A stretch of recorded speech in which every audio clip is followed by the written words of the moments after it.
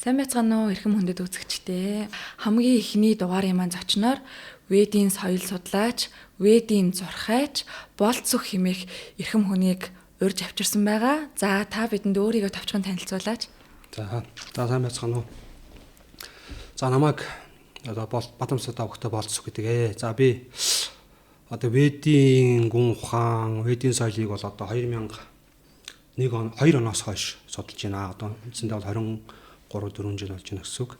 За тэгээд Ведийн зурхааг болохоор одоо 2005 оноос хойш судлаад Ведийн зурхаа одоо хүмүүсийн зурхаа энэ төргээд одоо 2005 бараг 20 жил болж байна.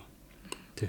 Тэгээд дээрэс нь одоо би Ведийн одоо гүн ухааныг судлахаа хажуугаар бас одоо хүмүүстээ Ведийн мэдлэгийг түгээх зорилгоор 2007-8 онд Веда цэг маань гэж одоо вебсайт нээж одоо ажиллуулж ирсэн. Тэрнээс гадна бас Алтан ерний гэгээгээ сонин 2009 10 онд 11 онд 2-3 жил бас Алтан ерний гэж сонин бас эхлэж гаргаж ирсэн. Түүнчлэн одоо 2014-5 оноос хойш Ведийн соёл гэдэг одоо Facebook-ийн одоо групп нээж ажиллаж байгаа. За ийм л одоо Ведийн чиглэлээр иймэрхүү ажил хийж байгаа хүн байна. За баярлалаа. Та бүхэн ярианд ингээд Вед гэж дурддагдаад байдаг. Энэ Вед гэдэг чинь яг юу юм бэ? За Вед гэдэг маань одоо яг үндсэндээ бол санскрит үг. Үндсэн үг нь бол санскрит үг. За яг үгчлэх юм бол юу гэсэн үг вэ гэхээр мэдлэг гэсэн утгатай. Веда гэдэг үг маань.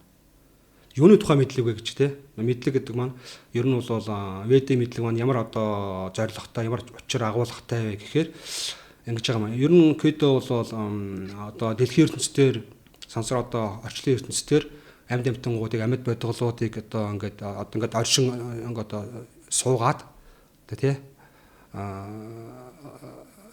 амьдарч байгаа одоо амьд бодголууд одоо энэ материалын ертөнцийн гэж ярьж байгаа. Материалын ертөнцийн одоо оршин амьдарч байгаа амьд бодголуудад энэ ертөнцийн хэрхэн зөв зүйтэй амьдрах тий одоо зовлон багтай тэгээд одоо зөв зүйтэй амьдрах түүнээс гадна энэ ертөнцөөс одоо энэ ертөнцийг бол одоо зовлонгийн орн гэж ярьдаг шүү дээ. Одоо ном судрууд дээр одоо Ведийн ном судрууд дээр за буддийн ном судрууд одоо өөр усад шашны бүх ном судрууд дээр энэ ертөнцийг бол зовлонгийн орн, өхлийн орн гэж нэрлэдэг. Энэ ертөнцөөс эцсийн дүндээ бид нар бол ангижрах хэрэгтэй. Энэ ертөнцөөс сулрах хэрэгтэй. Тэр одоо зорилготойгоор энэ одоо Ведийг өгүүлсэн байдаг. Тэгэхээр хамгийн гол нь нэгдүгээр бид нар энэ ертөнцийн яаж одоо зовлон багтай амьдрах уу? Тэ? Эцсийн дүндээ бол хэрхэн яаж одоо энэ ертөнцөөс сулрах вэ, ангижрах вэ гэдгийг заадаг ийм л агуулгатай мэдлэг байгаа Ведийн мэдлэг гэдэг юм л тий. Одоо бид нар ямар нэгэн тоног төхөөрөмж ч юм уу нэг зүйл хөдөлж авлаа гэхэд энийг яаж ажилуулах вэ гэд одоо нэг заавар ном ирдэг штеп. Яг тэрэн шиг бид нар яаж зөв амьдрах вэ? Яаж амьдраад эцсийн дүндээ энэ материалын орчлонгийн хүлээснээс яаж ангижирч сулрах вэ гэдэг заавар юм байна гэж ойлгож болох уу? Тэгсэн үг. Одоо ямар шинэ одоо тоног төхөөрөмж одоо шинэ зурагч байд юм уу те? Одоо цахилгаан тоног төхөөрөмж ингээ авлаа гэхэд тэрийг хэрхэн яаж зөв ажиллуулах вэ? Заавар дандаа дагалддаг шүү дээ те. Вед гэдэг бол ерөөсөө тэгсэл үг шүү дээ. Амьдрах заавар. Тэгээд тэр вед доторсон зөндөө мэдлэгүүд байгаа. Жишээ нь одоо аюрвед гэдэг мэдлэг байна те. Аюрвед гэдэг маань ямар агуулгатай мэдлэг вэ гэхээр аюр гэдэг маань аюуш гэдэг маань одоо наслах. Нас гэсэн үг байхгүй юу? Веда гэдэг аюур веда гэхээр одоо ухаан гэсэн үг. Тэгэхээр өөрөөр урт наслах ухаан гэсэн үг байна шүү дээ. Тэгэхээр аюурвед гэдэг маань одоо хэрхэн одоо бид нар одоо эрүүл ялангуяа тэр одоо элдв олон янзын бид нар ч өвчнөр өвддөг тий. Тэр олон өвчнүүдийг хэрхэн яаж эмчлэх вэ? Тэр одоо мэдлгүүдийг тэр аюурведд өгдөг жишээ. Тэгэл дээрээс нь даанор вед гэдэг тэр дайны одоо цэрэг дайны эрдэм ухааныг заадаг мэдлэг ухаан байна. Тэгээ яаж одоо ингээд үндсэн 4 вед байдаг. 4 вед байдаг. За тэгээд тэр одоо 4 вед маань одоо хүмүүсийн одоо чиглэл чиглэлд нь ямар зорилгоор одоо яаж амьдрах вэ? Чиглэлд нь одоо заагдсан байдаг байхгүй юу? Тэр аюур юу бол аюурвед тэгээд одоо миний одоо судлаад байгаа тэр одоо зурхаа ухаан буюу жотиш буюу одоо энэ гэрлийн ухаан гэж байгаа. Гэрлийн ухаан энэ ухаанууд нь бол туслах ухаан гэж үздэг байхгүй юу? Одоо тэр одоо юуны том ведийнхэн одоо салбарлсан ухаан гэсэн утгатай тий. Тэр хүмүүс одоо амьдрал ямар заавартайгаа ирэх штэ гэж яриад идэг. Гэхдээ үгүй байх нь штэ тий. Яаж амьдруул чи зовлон багтай амьдрах вэ гэдэг заавар нь бол байж байгаа. Заавар байгаад байгаа. Гэхдээ хамгийн гол нь тэр зааварыг хаанаас авах вэ тий? ям одоо тэр заавар нь хаана байдгийг тий тэрийг одоо мэдлэгийг л олж авах нь гол аахгүй. Тэгэхээр хүмүүс бидний одоо тэр зорилго одоо тэр миний одоо 2007 он тэр вебсайт нээсэн Veda Segment-ийн вебсайт нээсэн тэр одоо сонин одоо гаргаж ирсэн энэ тэр маань тэр одоо гарын авлагч энд байдгийг шүү. Тэр гарын авлагыг та нар мэдэрэй гэж одоо амьд оролдож ирсэн тэр орлого байх нь шүү дээ тий. За ойлголоо. Ведэд бол маш олон ойлголт байдаг тий. Хувь тавилан үеийн үр гэд наад зах нь. За тэгэхээр энэ болгоныг ярихаас өмнө бид нар хамгийн түрүүнд хойд нас гэж байдсан болов уу, дараа төрөл гэж байдсан болов уу гэдэг зүйлийг эхлээд хүмүүст ярьж ойлгуулах хэрэгтэй байх. Тэрний дараа дараачийн юмнуудыг ярих хэрэгтэй байх гэж би бодоод байгаа байхгүй. Тэгэхээр хойд нас гэж яг байдгүй. Хойд нас бүрэн баталгаатай байгаа шүү дээ.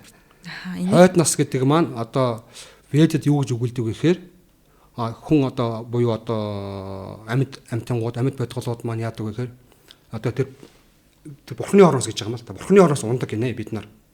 Тэр одоо тэр төгсгөлгүй тэр бурхны орон гэж тийм орон зай байдаг. Сүнснүүд тэр мөнхийн орон зай байдаг бахан. Тэндээс бид нар ямар нэгэн байдлаар энэ ертөнцийн рүү хаягддаг гинэ. Энэ материалын ертөнц гэж ярьдаг. Энэ материалын ертөнц рүү хаягдаж байгаа байхгүй юу? Тэгэхээр материалын ертөнцид ингээ хаягдаад яадаг вэ гэхээр бид нар ингээд бүр доороос эхлээд энэ дэлхийн ертөнцийн энэ одоо материалын ертөнцийн одоо амьдралын 8 сая 400 мянган амьдралын төрөл хэлбэр байдгаа гэж үздэг. 8 сая 400 мянга. 8 сая 400 мянга гэдэг маань жишээ нь одоо тэр доод нэг эстэй амтангаас олон эстэй амт ингээл тэр одоо усны дээр одоо жижиг амиоб тий янз янзын ингээд амтангууд байдаг штэ тий. Тэгэл усны ургамал, тэгэл шавж горхоо, тэгээ араатан жигүүртэн, тэгээ дээштэй тэгэхээр хүн төрөлтөн тий. Ингээд нийт 8 сая 400 мянга амьдралын хэлбэр байдаг байна. Тэгэхээр хүмүүс ингээд тэр доороос ингээд тэр бурханлагын ертөнцөөс бид нар ингээд энэ ертөнцийн унаад доороос эхэлж явдаг гинэ. Доороос эхлээд дээш шиг ингэж ухамсарын шатаар дээшилсээр байгаад хаана ирдэг байх нь хүний төрөл дээр ирдэг гэж байна.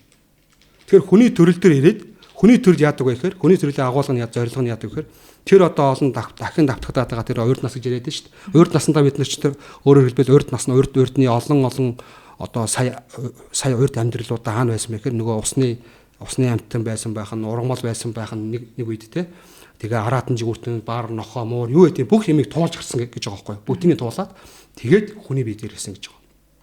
Тэгэхээр бид нэр хүний бие гэдэг нь маш хариуцлагатай. Юугаар хариуцлагатай вэ гэхээр энэ олон одоо дахин давтагдсан энэ процессыг эволюцийн процессыг мөн үү те энийг таслан зогсооход очдог аа гэж байгаа. Хүн чадна гэж байгаа юм. Түүнээс барж чадахгүй, муурж чадахгүй, үхэрч чадахгүй гэж байгаа. Хүн яагаад тэгэхээр ухамсартай тийм оюунлаг юм амьтан учраас хүнд тийм онцгой одоо боломж олгогдсон байдаг.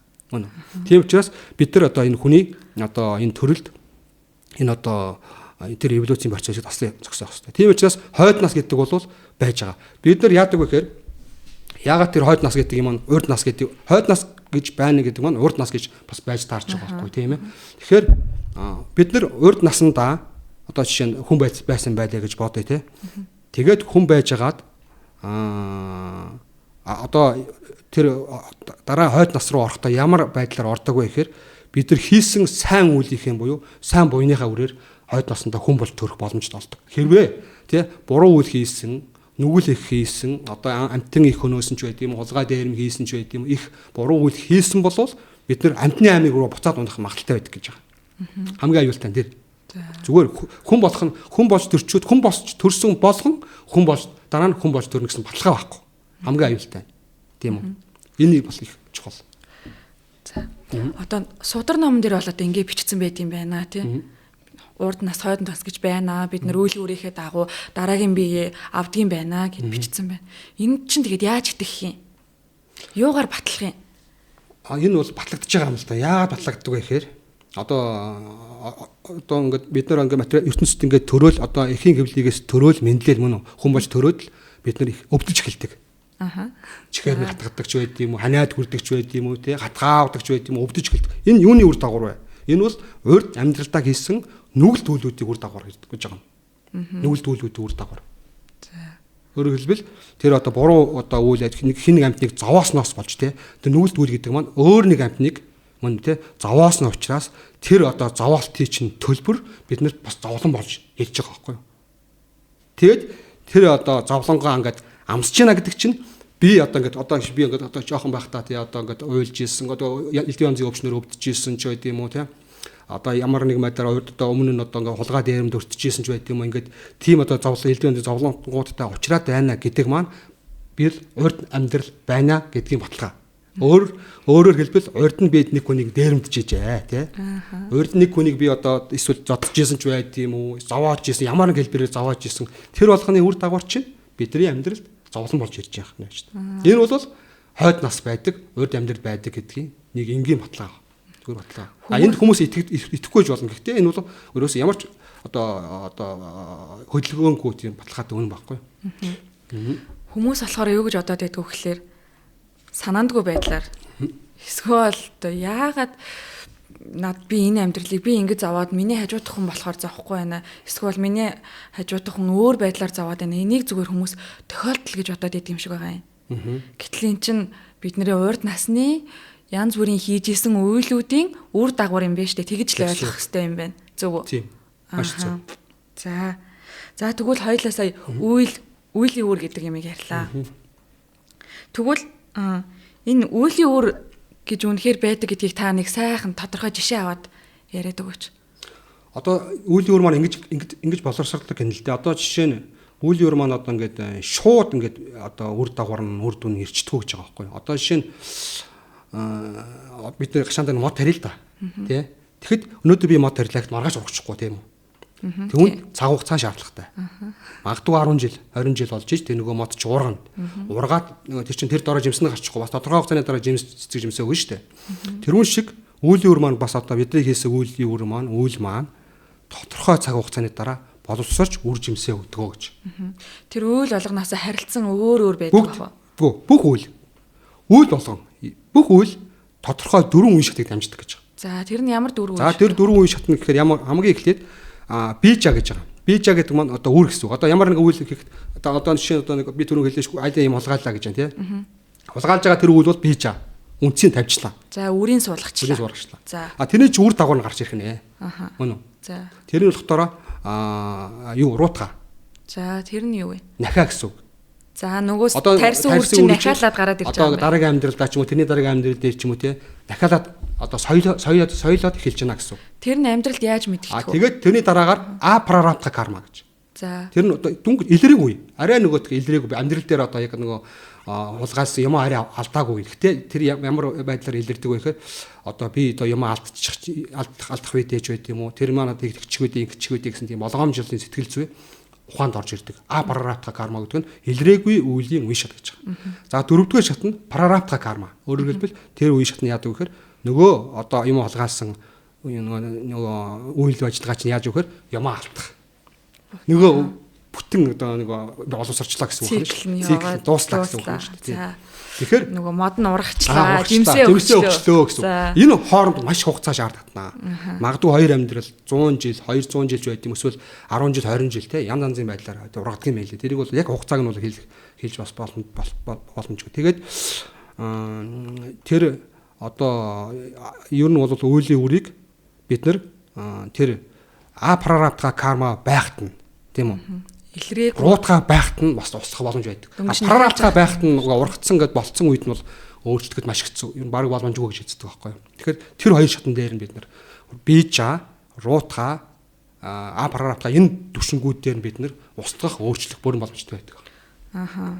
Үйлийн үрийг өөрчилж болдгийм байна гэж ойлгох юм байна шүү дээ. За тэгвэл хоёлаа энэ сэдвийг бүр сүүлд нь яриа. Энэ маш чухал сэдв. Үйлийн үрийг өөрчлөх боломжтой гэдэг энэ бол маш чухал. Хүмүүс болохоор ингэж буруу ойлгоод байдаг юм шиг байгаа юм. Үйлийн үрийг өнөөдөр нэг үйл хийчлээ үр дагавар нь шууд маргааш гарах хэвээр гэж ойлгоод байдаг. Гэтэл таны ярьснаар болохоор бүр дараа төрөлтөө 2 3 амьдралын дараа гэдэг чи одоо юу гэсэн үг юм? Дараа одоо энэ төрлийн дараа нэг амьдралаар амьдран тэрний дараа чи амьдралаар ч илэрч болох нь шүү дээ тий. Бүр 100 200 жилийн дараа ч илэрх юм байна шүү дээ.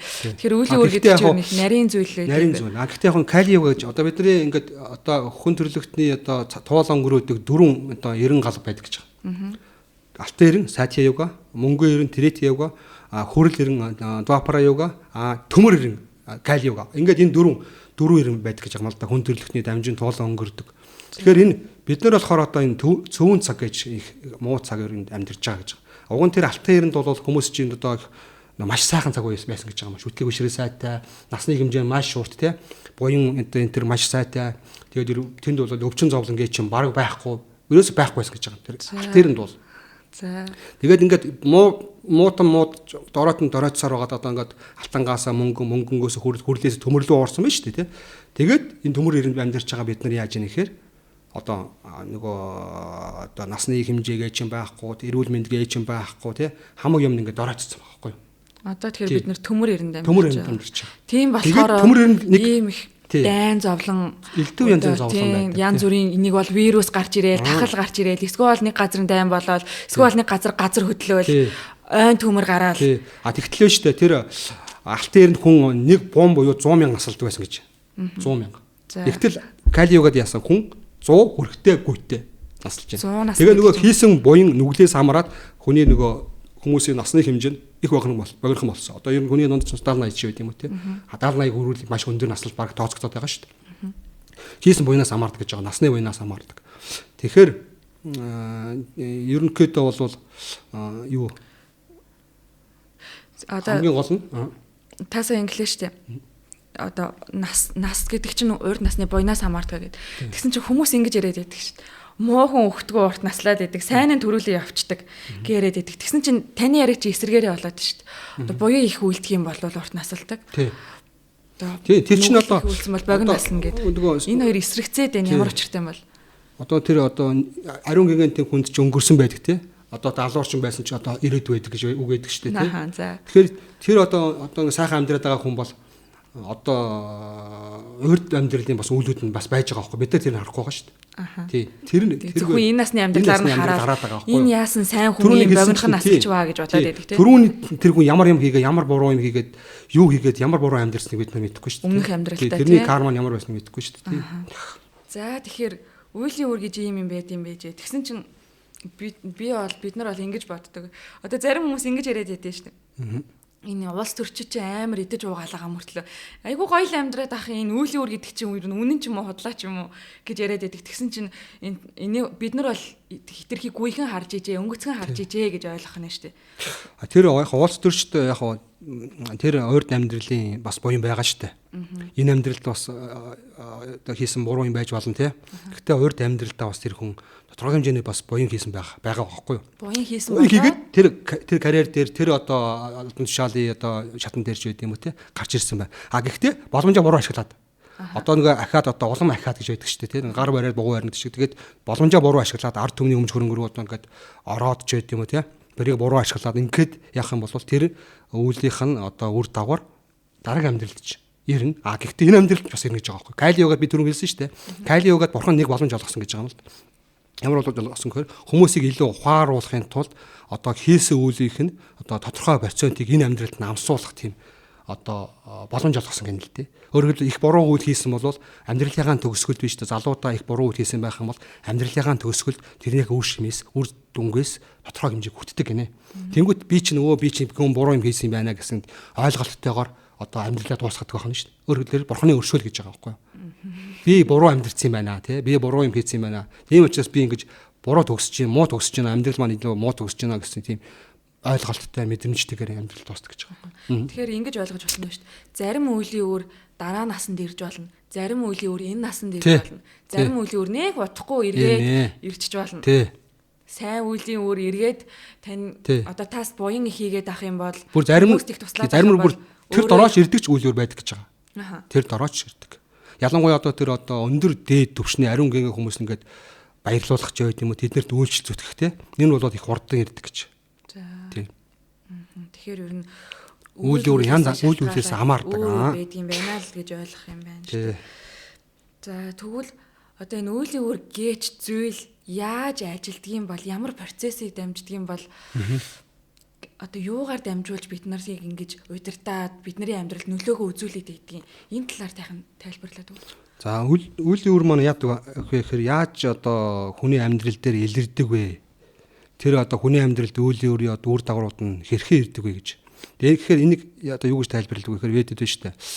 Одоо ингээд бид нар ингээд дэлхийн ертөнцийн ингээд одоо нэгсэндээ бол ингээд тайзан дээр тоглож байгаа одоо Google дээр үзэж байгаа байхгүй юу? Нэгсэндээ мөн үү? Тайзан дээр тоглож байгаа. Би ч өөрийнх амьдралаа амьдрж одоо тий одоо ингээд биднээс хүм болгоо ингээд зүгээр бүр хөндлөнгөөс нь дээрээс нь ингээд харахад байна шүү дээ тий хүмүүс бол тайлан дээр тоглож байгаа ч байд юм уу тий зүгээр ингээд дэлхийн ертөнцийн ингээд тоглож байгаа ингээд юм шиг харагдана. Тэрийг одоо яадаг вэхээр дээрээс нь хянагч нар байдаг гинэ. Ажиглаж яадаг хянагч нар. Бурхан нь. Өөрөөр хэлбэл бурхан биш. Бурханы төлөөлөгч нар гэж. Өөрөөр хэлбэл төлөөлөгч нар. Одоо нөгөө яамдын сайд нар шиг л юм шүү дээ. Сайд нар шиг гэсэн үг. Тэр нь болохоор тэрийг одоо ведэд юу гэж хэлдэг вэ? Тэрийг бол гариг эргэс гэж хэлдэг. Гаригийн үд. Гаригууд одоо гариг гэдэг үг ч өөрөө граха гэсэн санскрит үгээс үүсэлтэй шүү дээ монгол хэлний. Граха гэдэг чинь гариг гэсэн үг аахгүй юу? Тэгэхээр энэ одоо хүмүүсийн одоо хүн болгоны амьд амтан болгоны үйлүүдийг ингэж ажиглаж одоо тэмдэглэж те тэр байтугай ингээд одоо камераар бичлэг маягаар ингэж хадгалдаг. Тэр гаригууд маань нэг өсөндө бүгдийг ингэж хадгалдаг гэж байгаа байхгүй юу? Бүгдийг ингэж бүх амьд амтан гоо тийм гэж юуж байхгүй. Бид нар хүн хараагүй юм чинь гээд янз бүр юм хийгээд байдаг. Хин хараагүй юм чинь гээд. Тэгээ үндсэн 9 гариг байдаг. Үндсэн 9 гариг. За монголчууд 7 гариг гэж ярьдаг. Яг одоо эдийн тооцоолол дээр бол үндсэн 7 гариг, дээр нь одоо сүүдрийн 2 гариг, раху кетүү гэдэг ийм 9 гариг байдаг байхгүй. Тэгээд тэр 9 гариг маань өөр өөрсдийн чиглэлтэй одоо хүний амьдрал бол үндсэн одоо хүний амьдралын одоо чиглэлүүдээр нэг хариуцаад ингээд автсан тэр чиглэлүүд дээр нь одоо нэг бичтгээ хийдэг гэсэн үг шүү дээ. Канад явж байгаа байна. Одоо энэ нөхөн ийм хийлээ, ийм буян хийлээ, ийм нүгэл хийлээ гэж чиглэлүүдийг ажиглаждаг. Одоо жишээ нь Венус буюу тэр сугар гариг маань яадаг вэхээр шукра гэсэн санскритээр тэр гариг маань одоо хайр сэтгэлийн чиглэлүүдийг бүгдийг нэг нэмдээ авчдаг. За тэгтэл одоо бархасууд гариг маань яадаг вэхээр одоо тэр одоо сурах одоо мэдэх процесс тий бясалгалын процесс, шашин шүтлэгийн процесс эднэрийн чиглэлд ямархуу алдас хийж гинөө, зөв үйл хийж гинөө, буян хийж гинөө тий тэр болгоныг ингээд ажиглаа хянаа хийж байдаг. Гэх мэт чинь чиглэлээр ингээд одоо хариуцдаг байхгүй юу? Одоо яам дууд шиг. За.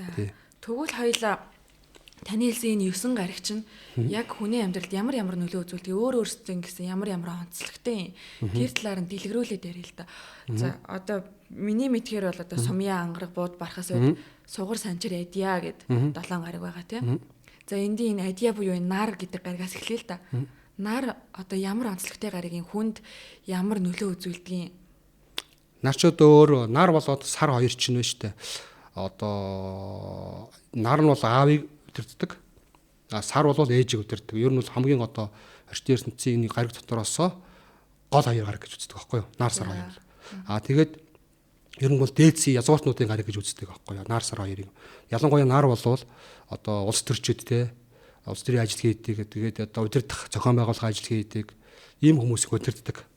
Тэгээд хүний бие дээр ингээд гаригууд нь бүгдээр одоо юуг одоо ажил мэргэжлийг удирдахын зэрэгцээ хүний одоо эд хэрэгтэнгүүдийг удирдах хариуцдаг. За. Жишээ нь одоо нар бол одоо хүний те хамгийн гол хэрэгтэн болохоор харах хэрэгтэн удирддаг байх нь шүү дээ. Нүдийг. Тий. Тэгээд цаашлах юм бол зүрх те. Тэгээд яс. Ийм нүдийг удирдах нар бол. Тэгэхээр одоо нүд муутай, зүрх муутай, яс муутай хүн бол гэдэг бол нарны хүч сул байна.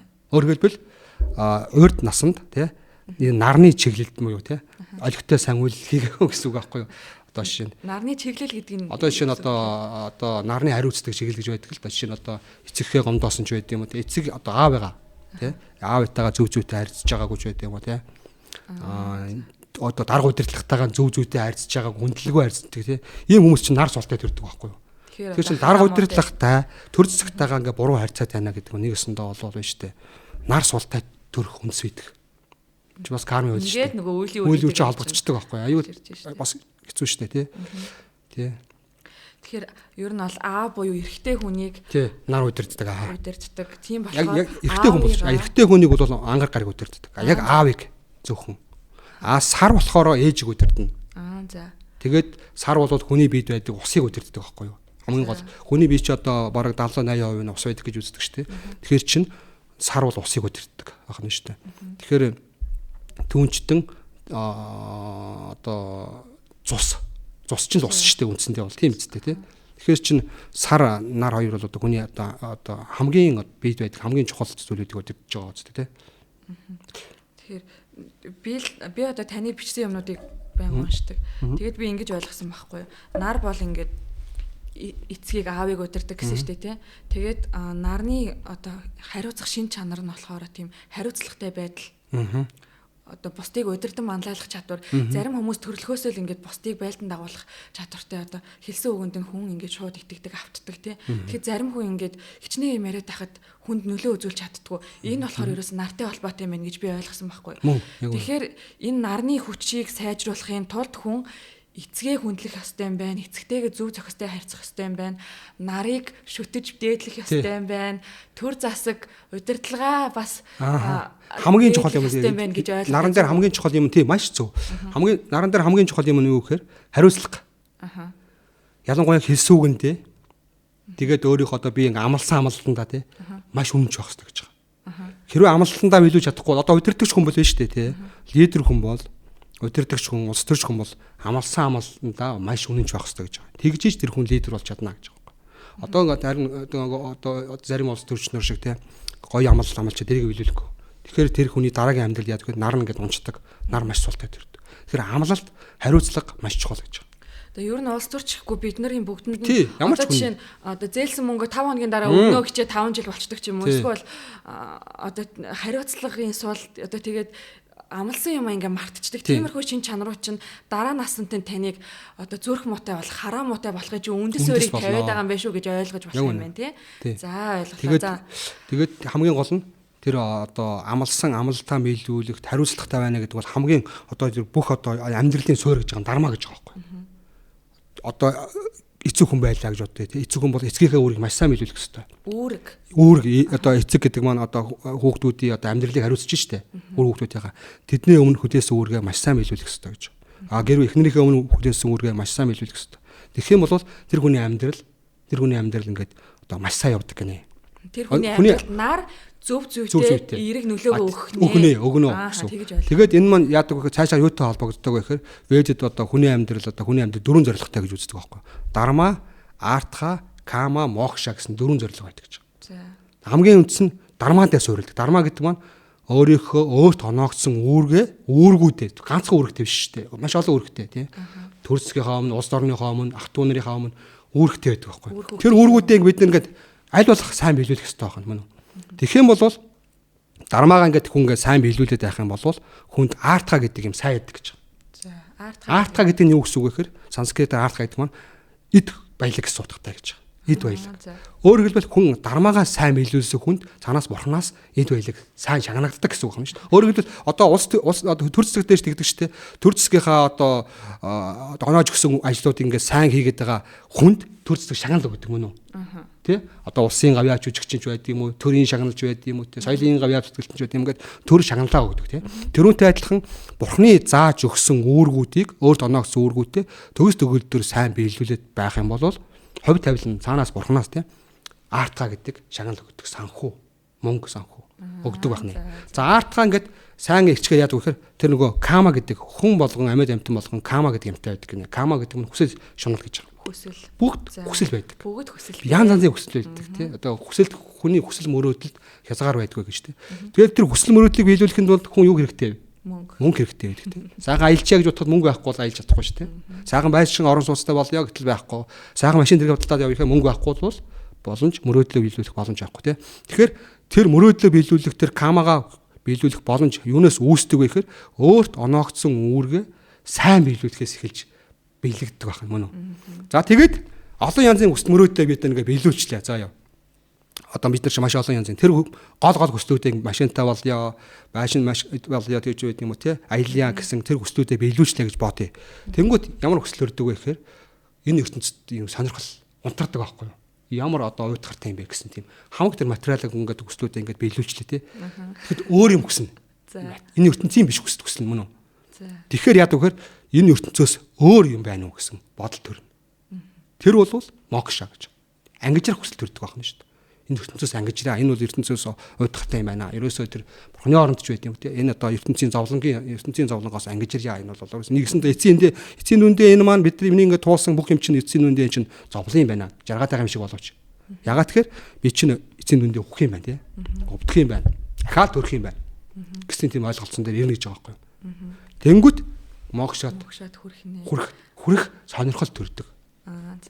Би тэгэхээр ер нь таны хэлснээс ингэж ойлголоо шүү дээ. Хүн өөрт оногдсон үүрэг гэдэг нь одоо ямар үүрэг гэдэг юм. За би эмэгтэй хүн өөр хүүхдийнхээ өмнө хүлээсэн их хүний үүрэг байна надад. Эхнэр хүний үүрэг гэж байна. Ажил мэргэжлийн маань үүрэг гэж байна. Эцэг эхийнхээ өмнө хүлээсэн үүрэг байна.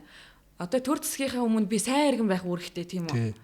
Нийгэмдээ бас ийм үүрэг хүлээсэн. Энэ бүх үүргээ би маш хариуцлагатайгаар одоо үр дүн харахгүйгээр би үүргээ биелүүлж байгаа шүү гэсэн үгнээс хариуцлагатайгаар биелүүлээд ах юм бол одоо миний хувь тавилан сайжраад надад одоо мөнгө төгрөг ахиухан оногдох юм байна. Тэгэнгүүт чинь ингээд би бүх хүслүүдээ биелүүлэх боломжтой болох юм байна. За тэгээ бүх хүслүүдээ сайхан биелүүлээд ахаар хүн эцсийн дүндээ ангижрах хүсэлтэй болоод ангижралт хүрэх, гэгээрэлт хүрэх замыг хайдаг болоод тэгээ тэрэндээ явсаар байгаа хүрдэг юм байна. Ингэж ойлгох юм. Тэр бүх юм үүргээс эхэлж байна. За. Гэтэ ер нь бол үүрэг араа амьд амьтан болгон хүн болгон хамгийн одоо олон үүрэгтэй гэж штэ. Энэ олон 100 үүрэг байгаа. Энэ олон зүргээс 3 үүрэг хамгийн гол нь байдаг. За тэр нь ямар 3 одоо үүрэг бас нэг талаас үүрэг гэдэг аахгүй юу? Өөр гэж. Өөр. За өөр төлөөс. Нэгсэндээ үүрэг гэдэг чинь өөр гэсэн үг л дээ. Энэ чинь нэг талаа нэг одоо зоосны хоёр талаа гэсэн үг байна шүү дээ. Одоо тэгэхээр тэр ямар үүрэгтэй байдаг? Бид нар эхлээд одоо ээж аваас төрлөө те. Ээж аав юм үүрэгтэй төрж байгаа. Ээж аваа ачиг хариулах үүрэгтэй. Ягаад тэгэхээр бид нар ээж аав байхгүй байсан бол энэ ертөнцид энэ үеийг авч төрөхгүй байсан. Мөн үү? Тийм үү? Тэгэхээр хамгийн нэгдүгээр үүрэг бол бид нар ээж аавын өмнө үүрэгтэй.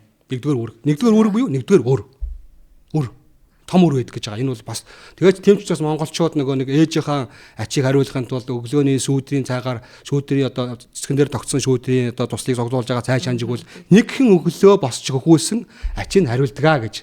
Тэгэхээр ямар их том үртэй байх нь тийм байгаа үстэй. Маш өртөө байгаа. За тэгвэл хоёр дахь нь өөр буюу хоёр дахь үүрэг маань юу гэдэг вэ гэхээр тэр ээж аав чинь үүсэн гарсан өвөг дээц гэж юм байх хэрэгтэй гэж. За өвөг дээц байж байгаа. Том өвөг дээц гэж байгаа. Одоо тэрний аав бүр хамгийн тэр одоо өвөг дээц гэж байгаа.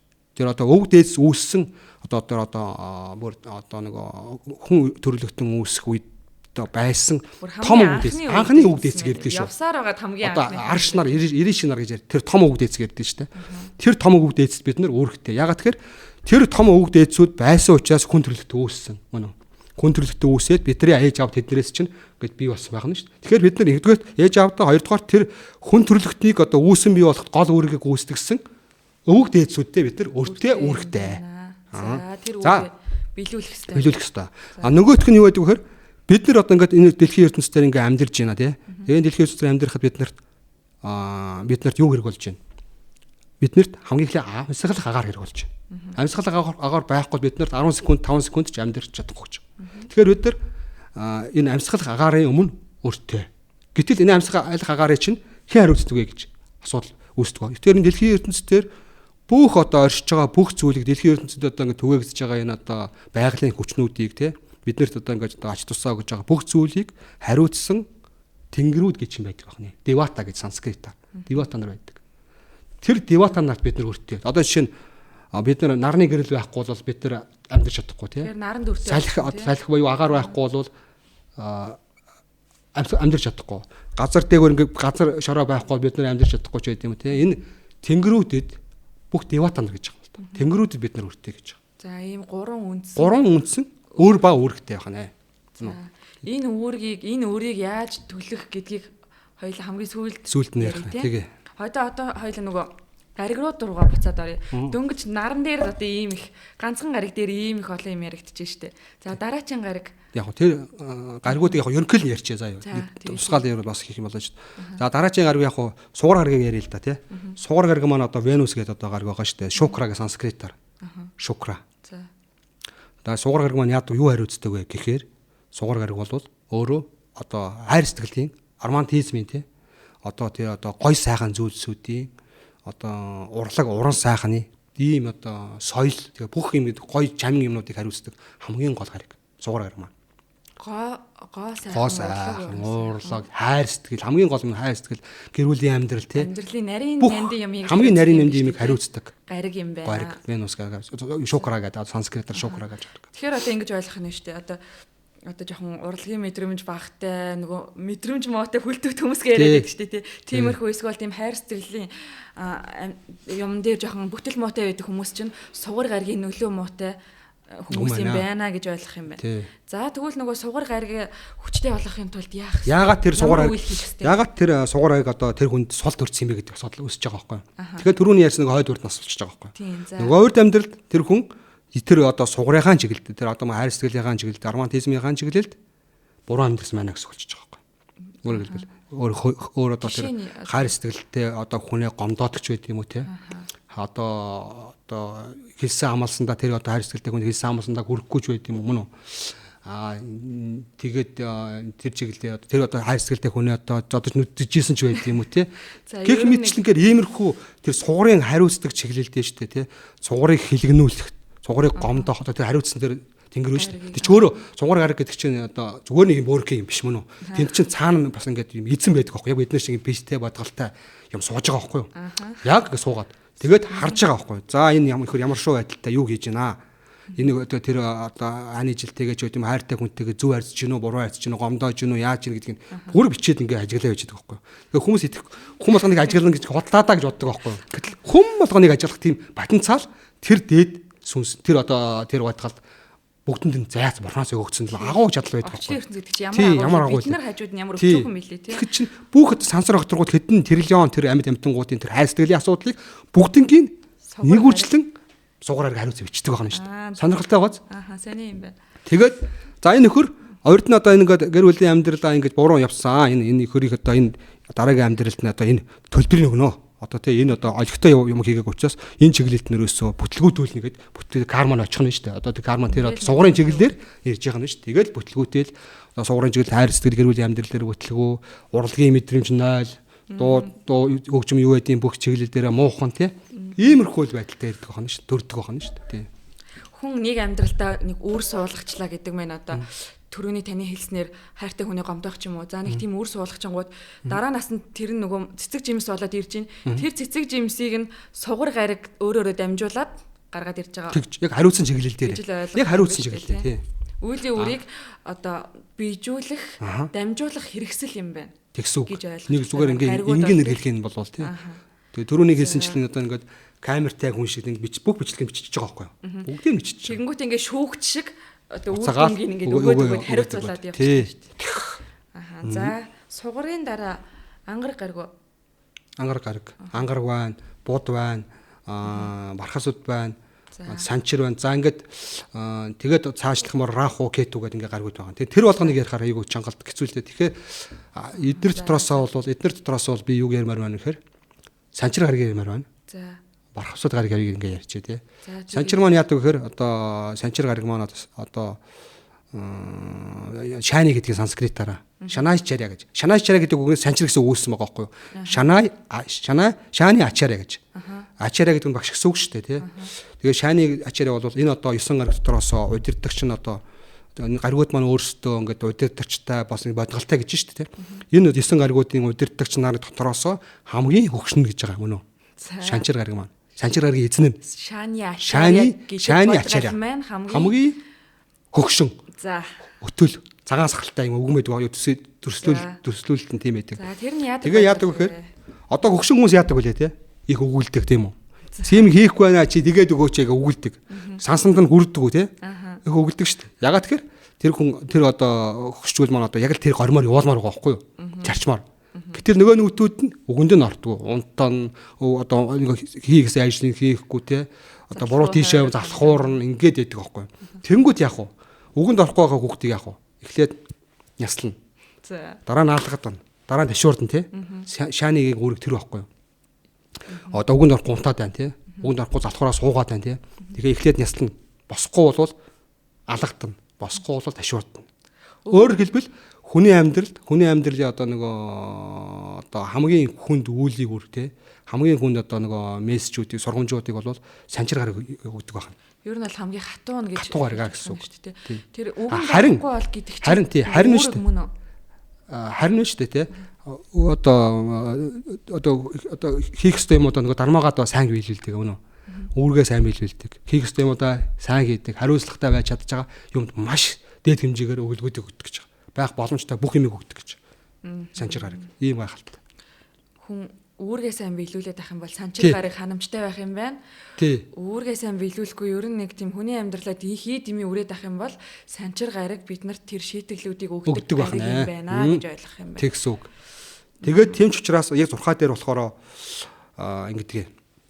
Зурхаа одоо ведийн зурхаа дээр яадаг гэхээр садасити гэдэг тооцоолыг ашигладаг байхгүй юу? Садасити гэдэг маань санчрын одоо хатуу мөчлөг гэсэн үг.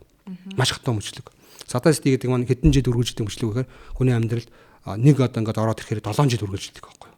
Өөрөөр хэлбэл ингээд зурхаан одоо гэр дээр сарнаас тоосон одоо 12 гэр гэж байдаг байхгүй юу? 12 гэр дээр сарнаас тоосон 12 дугаар гэр, 1-р гэр, 2-р гэр ингээд дараалан ингэж дамжиж өнгөрсөн 7 жил. Санчир гарыг нэг ордоос нөгөө ордод дамжиж өнгөрөхдөө нэг ордонд биш үү? 2.5 жил байдаг оршдог. Одоо жишээ нь хоньны орд, хүний орд, ихрийн орд ингээд 12 орд байгаа шүү дээ. Ингээд гаригууд маань тэр орд дээр тодорхой хугацаанд оршдог байхгүй юу? Тэгэхээр санчир гараг хамгийн удаан оршдог. Хамгийн удаан гаригууд дотроо. Тэгээд нэг ордонд 2.5 жил гэж байна. Гэтэл сар бол нэг ордонд 2.5 хоног. Тийм үү? Тий, сар. За. Юу бод гариг чинь нэг ордонд 14 хоног жишээ нь. Гэтэл санчир яаж вэ? 2.5 жил. Тэгээд хүний амьдралд тэр санчир гарыг одоо ингээд тэр 12 одоо орд буюу 12 ингээд гэрийг ингээд дайрч өнгөрөхдөө 12 дугаар гэр, 1-р гэр, 2 дугаар гэр гэсэн дараасан 3 гэрийг дайрч өнгөрөхдөө хамаг муу мухайг нь амсуулдаг. Тэгэхээр наадах чи ингэж ойлгож болох уу? Нэг хүний амьдралд нэг хэцүү юм тохиолдохоор нэг араасаа ингээд яац юм бэ гэмээр болдог. Бүр нэг яаж тэрийг давандаа гэсэн нэг тийм үе маш удаа өгөлж тэгээд нэг арай хийж дуустдаг. Тэр үе болвол ерөөсө хүний санчир гаригийн мөчлөг орсон үе юм байна. Ялангуяа тухайн хүний төөрөг зурхаан дээр те санчир сул байрлсан байх юм бол. Өөрөөр хэлбэл санчирын чиглэл буюу урд амьдралдаа буруу үгүүд эрхийсэн бол санчирууд хамаг хүнд ажлуудыг гармуудыг өдөрдөг гэж шүү дээ. Төөрөг зурхаан дээр санчир сул байрлсан байх юм бол те. Тэгээд энэ амьдралдаа нөгөө дүрм журмаа тэр одоо өөрийнхөө одоо өөрөг журмуудаа сайн даахгүй байх юм бол те. Санчир бол одоо шийтгэлээ хатуй болдог ахна шүү дээ. Тэгээд энэ санчрын 7 жилийн мөчлөг нь хүн болгоны амьдралд заавал нэг дайрах уу? Тэгтээ нэг биш. Тэр 7 жил хүний амьдралын одоо хүний одоо наслах хугацаанаас хамаарат 3-аас 4 удаа тохиолддог. Хөөх. Тийм үү. 3-аас 4 удаа тохиолддог байхгүй. Тэгээд хүн бол ихэнх хүнийх бол 3 тохиолдог, зарим хүнд 4 тохиолдог. 4 тохиолдсон тохиолдолд бол 4-ийг давдаг хүн марг байдаг гэж байгаа.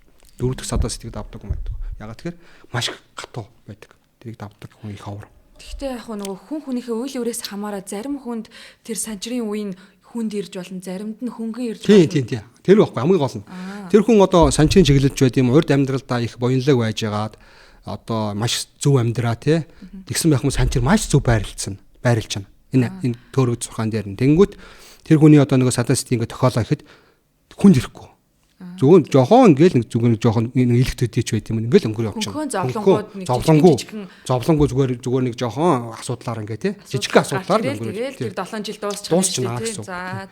Өөрөөр хэлбэл тэр бол урд амьдралын тэр юунаас хамаарх нь шүү дээ. Одоо үйл яврээс санчрын чиглэлд хийсэн үйл яврээс хамаарна гэсэн үг байна шүү дээ. Тэр санчир маань тэр хүн одоо урд амьдралдаа одоо хэр хүнд үйл явр үйлцсэн мэ гэдгийг тооцоолдог байхгүй юу? Санчир бол. Ямар одоо амттай гаалсан хөнөөс нь ч байт юм тэр том хүнд үйлүүдийн санчир хариуцдаг гэж байгаа. За санчрын дараа ямар гариг ярих гэж хэлээ? Бархас суд гариг. За бархас суд гариг. Гүүрүү гэж санскритаар бол бархас суд гаригийн нэр маань гүүрүү гэж байгаа байхгүй юу? Гүүрүү гэдэг маань одоо юу гэсэн үг вэ гэхээр номын багш гэсэн үг шүү дээ. Багш гэсэн үг.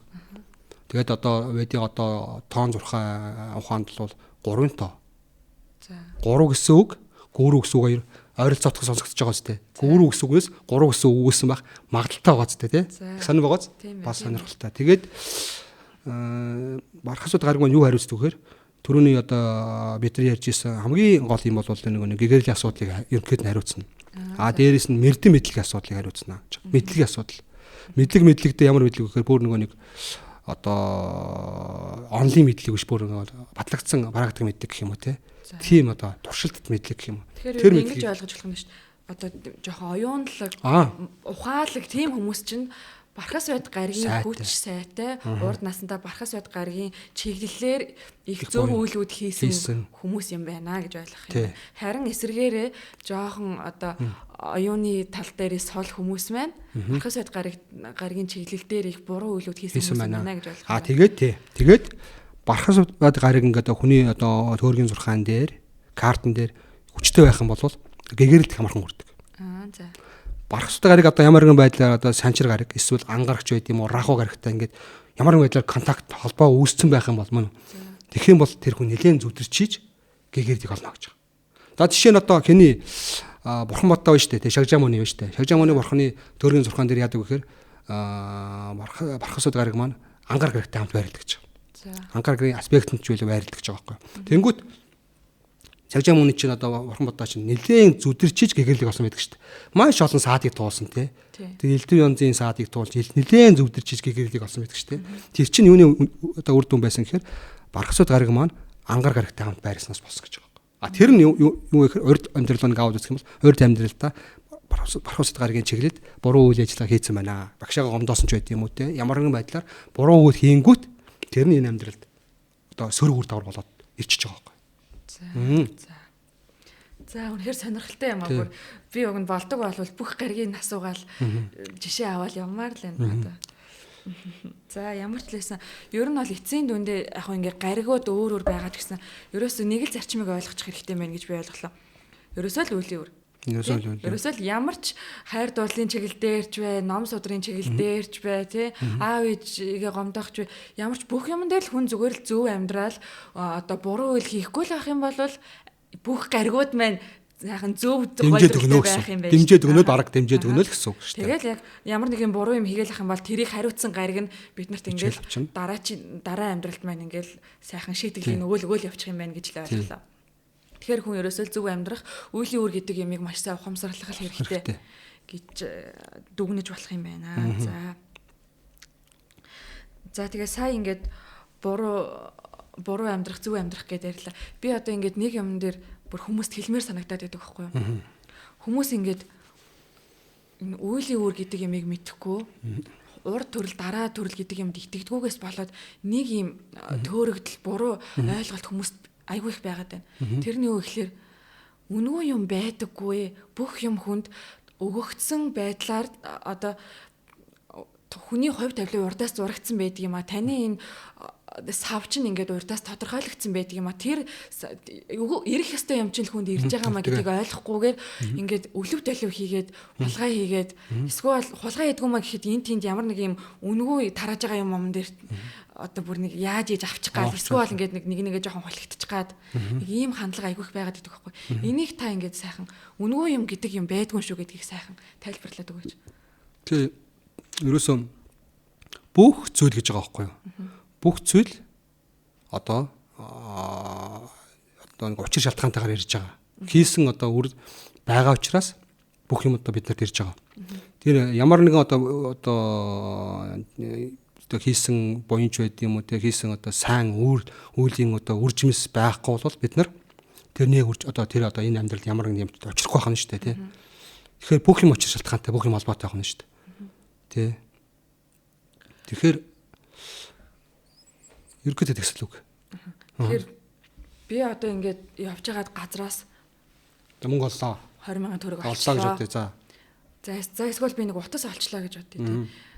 За утас ч жоохон буруу жишээ юм. За мөнгөн дээр энэ мөнгө одоо надад аз гэж би авах хэрэгтэй юм уу? Эсвэл үнгүй юм гэж байдаггүй учраас би энийг эзэнд нь өгөх хэрэгтэй гэсэн сэтгэлээр хандах хэрэгтэй юм уу? Тийм шүү дээ. Тэр чинь заавал цаана эзэн л байж байгаа шүү дээ. Тэгээд одоо цаана ойлол явж байгаа шүү дээ. Юм аачлаа. Тэгээд тэрэнд чинь олж өгөх хэрэгтэй гэж байгаа. Одоо парапоподын одоо манай багшийн номон дээр хэрвээ та юм олсон бол тэрийг эзэнд нь өгөх хэрэгтэй гэж. Тэгээд эзэнд нь өгөхгүй өөртөө авчвал яах вэ? Өөртөө авна гэдэг маань бусдын юмж авчиж гинэ гэсэн үг болж байгаа байхгүй юу? За тэгэхээр бусдын юмж авчна гэдэг маань одоо нөгөө карма гэдэг юмд орооцолцож байгаа байхгүй юу? Одоо кармын 3 төрөл байгаад байгаа. Үйл үүрийн одоо карма, V карма, A карма гэсэн 3 төрөл байгаа байхгүй юу? Тэгэхээр тэр нь V карма буюу хориотой үйл гэдэг юм руу орчиж байгаа байхгүй юу? Хориотой үйл рүү.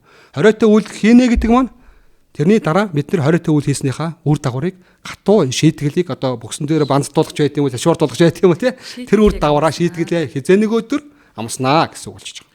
Тэгэхээр хизээ нэг өдөр би эргүүлээд 20,000 төгрөг ямар нэг байдлаар алднаа гэсэн. Хүн авдаг юм уу, гээд юм уу те. 20,000 төгрөгтэй дүүцгээс юм алдчих байт юм уу те.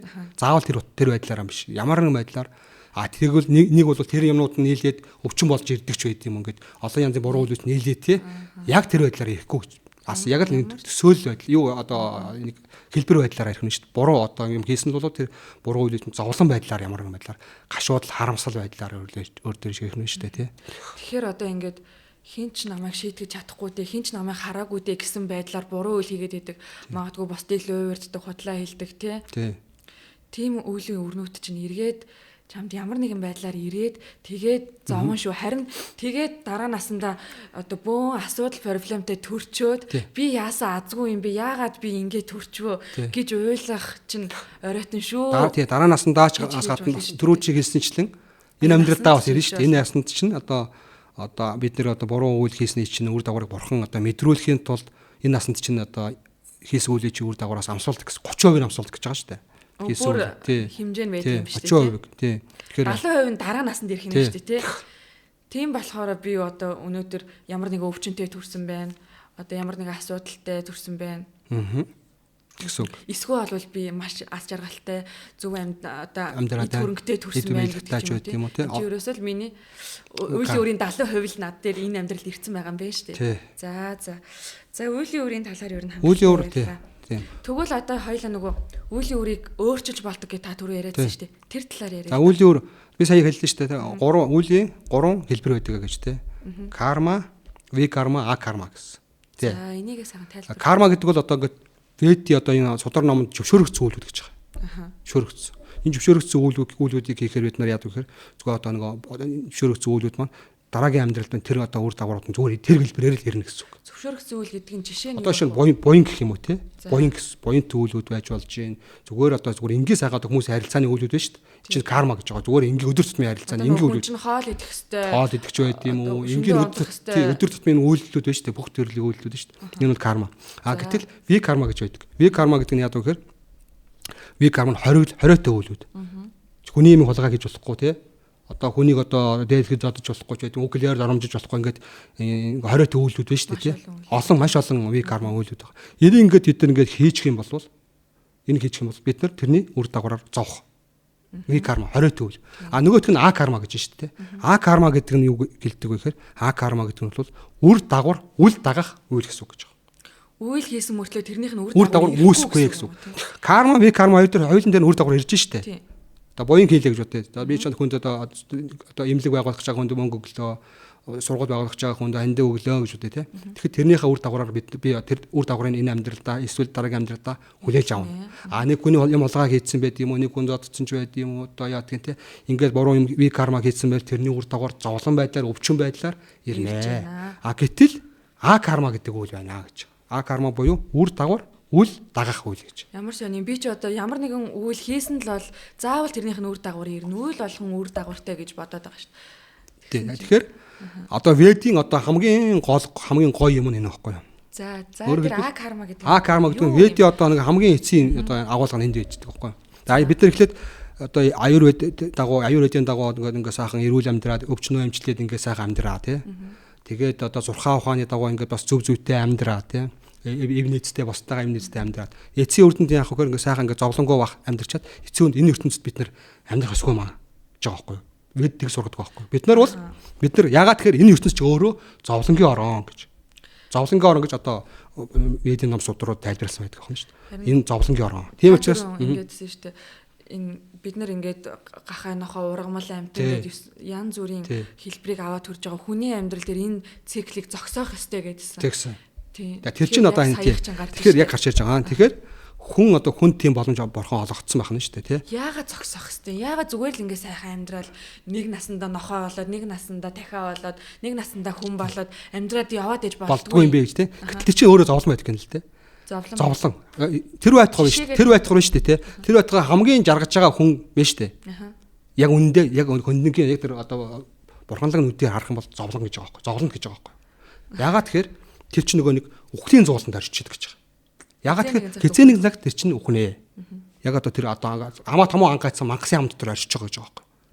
Тэр бол одоо хамгийн урт настай байдаг юм уу? Хамгийн эд баялагтай, хамгийн эрүүл чирэг хүн байсан ч гэсэн үнэн чанартаа зовлонгийн илгээд Нөгөө сайхан авч жаргалтай амьдралаа орхиод өгөх нь хизээч орш магад. Хамгийн аюултай мөн үү? Хамгийн одоо энэ ертөнцийн дээр амьдарч байгаа хүмүүсийн хамгийн их аюултай нэг юм юу вэ гэхээр тэр одоо жаргалтай амьдарч байгаа хүмүүс хизээч хөөж магадгүй. Магадгүй. Хүн тэгвэл ингэж болж байгаа шүү дээ. Яа за яг гоо тэгээ өгтгөл юм байж угаасаа хорвоогийн зам үхэл дахиад төрөөл дахиад үхэл дахиад төрөөл ах юм чи. Наа чи юун зовлон байд ингэж хэлж болно шүү дээ. Яагаад энийг зовлон гэж хэлж байна? Тэгэхээр одоо ингэж байгаа байхгүй юу? Одоо нэгэд төрөөд л ингээл нөгөө үүлийнхаа өрөөр ингээл өвдөөл одоо вэдэд ингэж байгаа. Төрөх мөн үү? Өвдөх, өтлөх үхэх гэсэн дөрвөн үндсэн зовлон байдаг. За. Жанма, карма, жарав ятхи гэж. Одоо тэгээд өвдөх, өтлөх, үхэх. За. Өвдөх, өтлөх, үхэх бол зовлон. Ойлгомжтой. Төрөх нь ягаад зовлон болчихвоо? За төрөх гэдэг маань одоо маш бүр хамгийн илүү зовлон гэж байгаа юм л да. Яг тэгэхээр одоо хүнээр жишээдтэй те. Хүн ингээд ихийн хөвлөд ингээд үүсэн бүрдэж бий боллоо тийм үү? Үүс бүрдэж бий болоод ингээд 9 сар 10 сар болдог штэ те. Тэгээд 5 сартаагаас хумсарт авардаг гэж те. Ихийн хөвлөд хумсарт. Тэнгүүт маш зовлонтой нөхцөлийг мэдэрдэг гэж байгаа. Хумсар оронгуудаа. Ихийн хөвлөд. Ямар зовлон мэдэрдэг вэ? Одоо нөгөө одоо манай Ведийн Ширмат Боготом гэдэг судар ном дээр байдаг. Юу гэж байдаг вэ гэхээр ихийн хөвлөд ингээд хүн хумсарт ороод ингээд орчноо мэдрээд эхлэнгүүтээ маш зовлонтой орчин мэдэрдэг. За. Маш одоо халуун. Хөдөлж болохгүй тий. Тэгээ хөдөлж хаашаач хөдөлж болохгүй. Толгоон доошоо уруугаа харцсан тий. Тэгээд амьсгал агааргүй. Тэгээд тал талаас нь тэр хотоодны тэр гиз доторын тэр бактери ингээд тэр шавж хорхоонууд хазчихэд гэж байгаа байхгүй. Баян ингээ хазчихэд гэнэ л дээ. Тэгээд тийм амьсгал орчингүй маш хүнд нөхцөл ингээд оршдог. Тэгээ одоо нэг хэцүүхэн ээжтэй байх юм бол нөгөө ээж нь янз бүрийн хоол унд найрагт дарсан тий. Тэгээд ингээд оршиж явахдаа яадаг вэ гэхээр тэр одоо маш их зовлонтой нөхцөл ингээд оршоод ирэхээр яадаг гэхээр юу яадаг гэнэ л дээ. Нөгөө тэр амьд маань амьд байдгал маань урд амьдралаа санд гэнэ. Хүн одоо ингээд их маш ингээд одоо хэцүү нөхцөлд оршихороо ухамсар нь ухаан их маш гэрэлтдэг гинэ. За. Ухамсар нь их тод болдог гэж байгаа. Тэнгүүт урдныхаа 100 амьдралыг тодоор санд гэж байгаа. 100 амьдрал ингээд өөрт нь бүр ингээд дураад орж ирдэг гэнэ л дээ. Нөгөө ихийн хөвлөд ялангуяа тэр хүний төрөл авч байгаа ихийн хөвлөд байгаа сүнс шүү дээ тий. Тэнгүүт тэр урд амьдралын 100 амьдрал нь ингээд ухамсарт нь орж ирдэг гэж байгаа. Тэнгүүт нөгөө 100 амьдрал ингээд бодогдсон юу боддог вэ гэхээр би ингэж туулсан байна тий. Одоо тэгээд ихийн хөвлөд орж ирлээ. Одоо би ингээд ихийн хөвлийгсээ гарддаг юм бол ахиж л би энэ аймаар зовлонтой орон зайд тий. Энэ одоо ихийн хөвлийг чинь аюултай юм зовлонтой нөхцөлд орохгүй шүү гэж боддог гинэ. Тэгээд тэр зовлонгүй шүү дээ ингээд зөөрлөхтэй. Энэ дэлхийн ертөнцийн хамгийн ихээр зовж байгаа хүн байна тийм үү? Хамгийн ихээр зовж байгаа хүнээс 100 дахин илүү 100 мянга дахин илүү зовдөг гэж байгаа юм. Тэр зовлон гэрхийн хилээд байгаа сүнсний зовлон биш. Тэр хөөхт одоо өр хөвөрлийн зовлон биш тий. Тэр дэлхийд дээр амьдарч байгаа хүний хамгийн их зовж байгаа хүний тэр зовлонгоос 100 мянга дахин илүү хэцүү байдаг гэж. Тэгэхээр тийм хэцүү байдаг учраас хумсран тэгж тод гэрэлтэж 100 амьдралаа дурсан санчдаг. Тэнгүүд амлалт өгдөг юм л дээ. За би гарангуутаа тийм үү. Гараад би одоо ахаад энэ одоо энэ ихийн хөвлөд ормооргүй байна. Орохгүй гэж бурхан минь гэж тангаралдаг гэж боддог гэж байгаа юм. Тэгээд яг уу төрлөө. Төрөөл нөгөө ертөнцийн худал уурмгийн нэр ингээд нөгөөд чинь бухчаа авангууд мартчихдаг гэж. Тэгэл бид нар ингэж амьдрал явж байгаа. Тэгэл дахиад хийвлээд. Тэгээд дахиад ихийн хөвлөд ороод ингээд эний чинь самсара чакра гэж байгаа байхгүй. Самсара чакра буюу хөх төрхийн хүрд гэж байгаа. Хөх төрхийн хүрд чинь ингээд бид нар эргэлдүүлээд байдаг байхгүй. Тэгээд энийг одоо тэр бурхны тэр мая гэж худал уурмгийн нэр гэж байгаа. Худал уурмгийн нэрийг бид нарыг одоо энэ ертөнцид барьж идэг. Тэгээд дээрэс нөгөө бидний карма үйл үүртэй. Үйл үүр чинь тэгээд ч унагаад. Тэгээд нөгөө бид чи одоо би юм ба би чи энэ сайхан амьдарч ийшүү гэсэн худал уурмаг төсөөл хөтлөгдөөд ингээд энэ ертөнцтэй үед ингээд дахин олон мянган амьдралаа олон зуун амьдралаа янз бүрийн бие яваад л. Олон янзын бие яваад л. Тэр олон янзын бие авах маань түрүүн хэлсэнчлэн те одоо жишээгээр татах юм бол олон янзын тэр бие авахыг бол одоо хүний одоо нөгөө мөнгөтэй зүйрлж болж байгаа байхгүй. Тэр одоо сайн ажил хийгээд те сайн цалин авсан бол сайн гоё хувцас авч чадна шүү дээ тий. Тийм үү?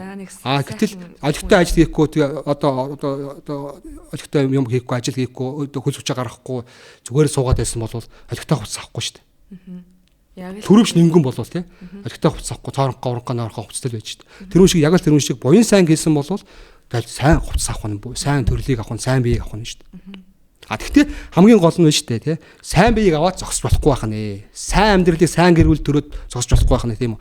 Энэ циклийг циклийг таслан зогсоох ёстой шүү гэдэг утга учир энэ одоо мессеж Ведэд хамгийн сүүлд нь яаж идэг.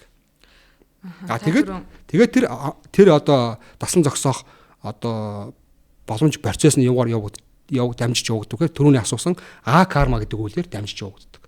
А карма гэж үйл түр асуусан шүү дээ. Үлийн үр өөртөө дагуулдаг вэ? Бүх үйлүүд бол өөртөө үр дагуулдаг шүү дээ. Тэгвэл өөртөө дагуулдаг үйл хийснээр бид нар энэ ертөнцид амьдрахгүй энэ ертөнцөөс сулран ангиж ярих нэ. За тэгвэл хоёлаа энэ А карма гэдэг зүйлийг чи ярихаас өмнө бид нар яагаад тэгвэл энэ төрөл төхөлтийн гинжин хэлхийг таслан зогсоож энэ сансрын хүрднээс ангижрах ёстой юм бэ гэдгээл яриа л да. Яагаад миний түрүүний асуусан шиг зүгээр л ингээд янз бүрийн би яваал амьдраад яваад ээж болохгүй юм бэ гэдгийг илүү тодруулъя. Тий. Угаасаа бурхан шүү дээ хамгийн сайхан амьдарж байгаа хүн ч гэсэн ингээд тэгээд зовлонтой л байдаг гэдэг тийм. Тэгээд тэрч байтугай энэ чинь бурханы одоо бурханы дэд бодгоо өөрөө хэлсэн байна шүү дээ. Бхагавад-гитагийн судар дээр одоо Бхагавад-гитагийн судар бол бүх одоо ариун бурханлаг ном судруудын одоо сагаалга гарын авлага гэж үздэг шүү дээ. Бхагавад-гита. Бхагавад-гитагийн судрыг одоо одоо алдарт нөгөө эрдэмтэн Эйнштейн хэлсэн байдаг шүү дээ. Эйнштейн нөгөө нэг Нобелийн шагналыг гардуулах ёслолд оролцож ирсэн байгаа юм л та. Тэр үзэгчнээс бодол сууж ирсэн байгаа. Тэгээ нөгөө хүнд Нобелийн шагнал өгөх болсон чинь Эйнштейн үг хэлхийг хүссэн гэж байгаа байхгүй. Тэнгүүт Эйнштейн судлаас осч ирээд өвөртөө ингэж байнга авч явдаг нөгөө өөрийнхөө Бхагавад-гитаг гаргаж ингээ өндөр дөргөөд. Тэгээд нөгөө эрдэмтэд тандаад. Эрдэмтдээ та нар те өөрсдөө хэрвээ эрдэмтэн гэж үздэг л бол мөн үү? Энэ одоо орчлонгийн Библи буюу энэ Бхагавад-гитаг судлаараа. Энд бол бүх нууц одоо орчлон ертөнцийн бүх нууц байдгийн шүү гэж хэлсэн байдаг байхгүй. Тэгэхээр Бхагавад-гитаг бол тийм агуу судар. Орчлонгийн Библи зүгээр энэ дэлхийн Библи биш. Орчлон ертөнц сансар огтурган Библи гэж. Бхагавад-гитаг бол. Тэгээ Бхагавад-гитаг судар дээр юу гэж хэлсэн байдаг вэ гэхээр бурхан тэр Бхагавад-гитаг бурханы дэд бол Кришна айлсан шүү дээ. Бурханы дэд бол Кришна айлдах юу гэж хэлсэн бэ гэхээр энэ ертөнц бол Дукалайм ашаашотом гэж. Зовлонгоор халигд салгиж яддаг гэж. Зовлонгийн орн гэсэн байдаг байхгүй. Зовхгүй хүн гэж байхгүй. Зовхгүй амьтан гэж. Тийм ч бас хамгийн жаргаж байгаа нь хүртэл зовлонтой. Би одоо энэ бурханлаг мэдлэгт хандхаас өмнө ингэж боддог байлаа л та. За хүний амьдрал бол ерөөсөө амар зовлонтой юм байна. Би одоо хамгийн баян хүн боллооч, хамгийн алдартай хүн боллооч би завхал юм байна. Одоо ингээд Солонгос кино харахад л хүртэл ингээд мэддэж байгаа юм л да. Тэрэн дээр ингээд айгүй гой баян хүмүүс байгаа мөртлөө бөөн зовлон, бөөн асуудал.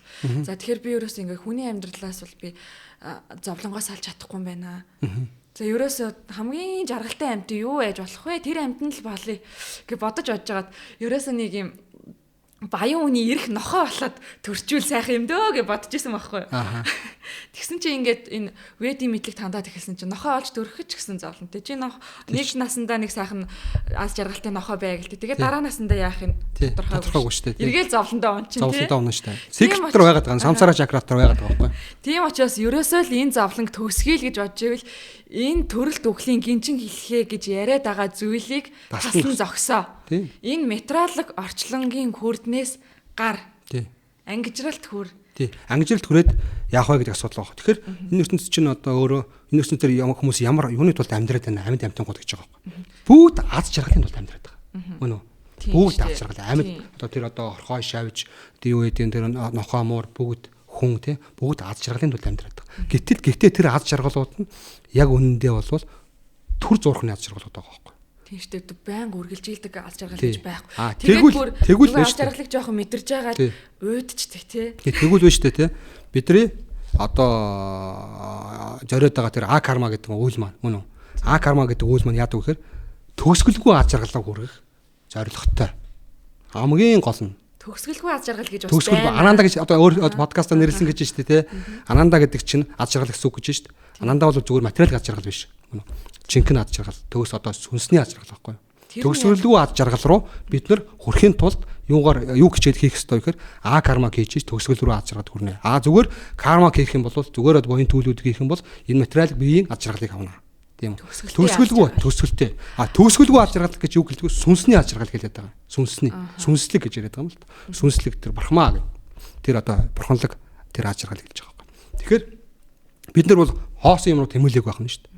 Аз жаргал руу тэр жинхэнэ аз жаргал руу тэмүүлж байгаа байхгүй. Тийм үү? Тэгэхээр бид нар бол бидний одоо хийж байгаа ажил бол тийм уйдгартай биш байх нь шүү дээ. Зорилго нь их гоё байх нь шүү дээ. Гоё зорилгоор тий төгсгөлгүй аз жаргал гэж шүү дээ. Улам нэмэгдчихэд аз жаргал гэж шүү дээ. Тийм гоё юм руу бид нар бол тэмүүлж явах нь. Тэгэхээр таны ярьснаас ингэж ойлгож болох нь шүү дээ. Дотоод Бид нэр ингээд буян хийгээл эсвэл нөгөөл хийгээд ингээд ямар буян шүү дээ. Буян хийгээд ингээд ямар нэгэн сайхан үр дүн хүртэх буюу тэр аз жаргал гэдэг юмыг олж авлаа гэхэд энэ бол төгсгөлтэй зүйл юм байна. Ойлгомжтой. Хэзээ нэгэн цагт дууснаа тэгэнгүүт дахиад нөгөө нэг зовлон гэдэг юм руу эргээд унж ийна. Гэтэл төгсгөлгүй хизээч дуустдгүй зовлон гэж юм байдаггүй аз жаргал гэж байдгийн байна гэж та хэлэх гээд шүү дээ. Мессеж ирж штэ тий. Тэгээд тэр маань одоо хаана байдаг вэ гэхээр мөнөөхөл ведийн ном судрууд дээр байж байгаа байхгүй юу?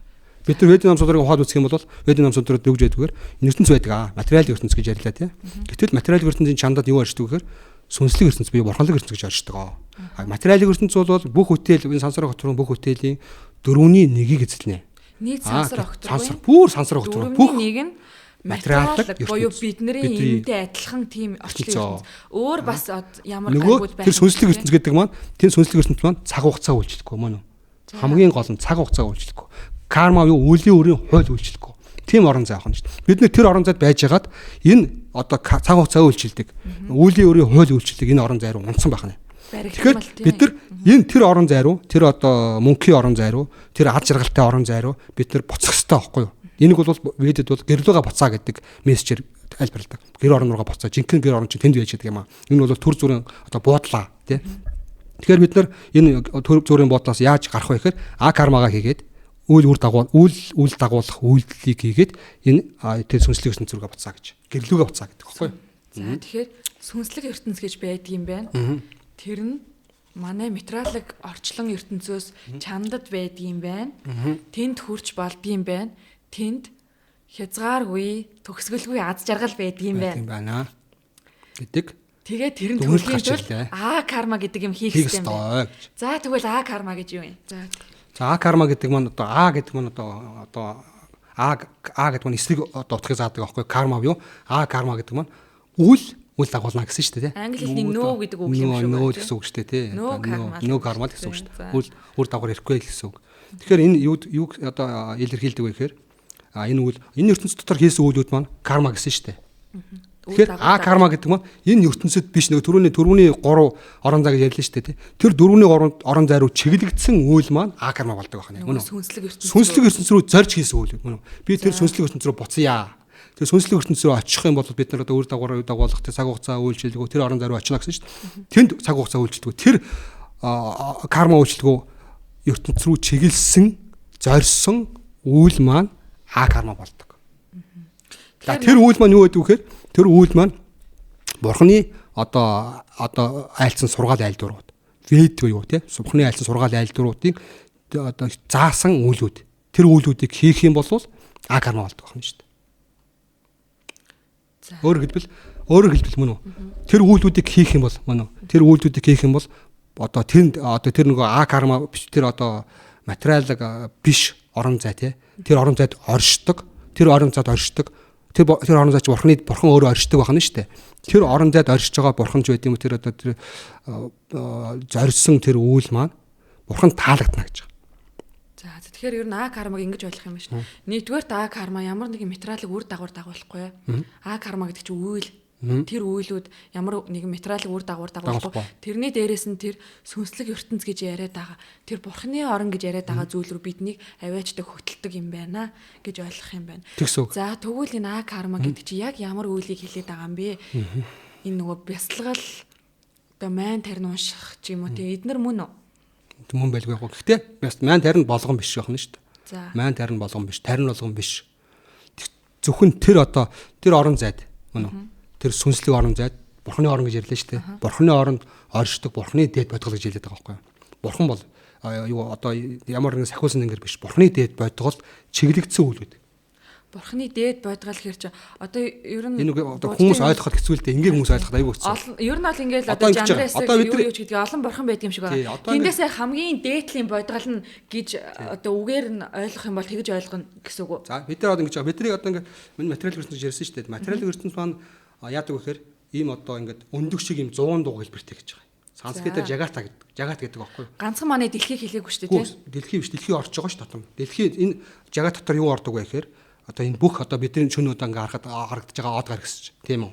Нар сар бүх гаригууд бүгд энэ жагаат энэ өндөг шиг юм дотор ч оршдог юм аа. За. За юу.